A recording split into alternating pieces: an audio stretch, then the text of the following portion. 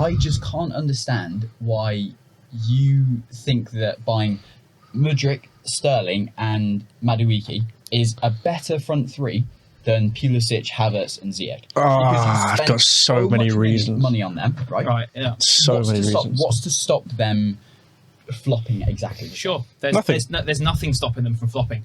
However, I think if you look at Pulisic and the culture that he came into the club with, he came into a club that was very much run by, if you're shit, you are disposed of. If the manager's shit, he's disposed of. Players have more power. The new owner's come in and said he wants to get rid of player power and be like, look, we'll build a project. The manager's going nowhere, so you better buck up your ideas or you're gone. Obviously, buying a player like Madueke, he's a young lad with a lot of hype, but also he's on a fat contract. So if he doesn't live up to potential, we have loads of options. Someone's got to come in and buy, spend a huge amount on to get him out of his contract, or we send him on loan like we have done previous times. But I think with Pulisic, he comes with such a... I'm not a huge Pulisic fan as a whole. I think he's a really talented player, and I think if he went to Liverpool, he'd score 25 goals a season. I think that's just a fact.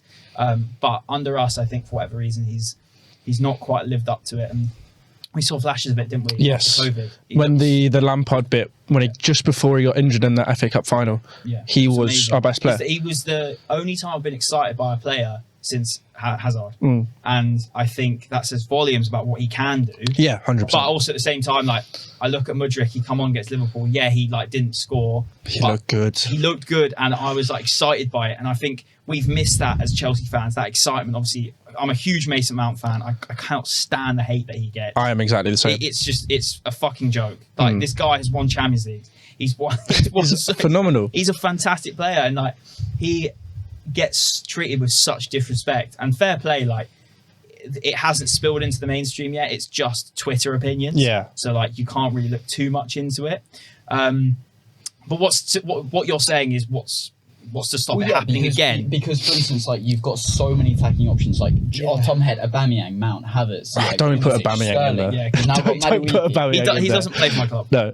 Okay, but you signed him. Yeah, and he's on a big contract. He's not a big contract. But he was signed for Tuchel. Okay, but my point is, you're about to sign Nkunku in the summer as well, right? What a signing, by the way. Already got Mudryk. So you get all these players in. Although Nkunku does reek of Werner. He does, but at the same time... That's my point. You've already tried this so many times. Same time, though... What is it's the new owner. Yes. It's the new owner wanting to get his team. Yes. He's wanting it to be his side, and Potter, in fairness to him, is look, if I'm going to implement my style of football and have my say in the club's future, I want the players that I've built rather than the old manager's players and making them make good.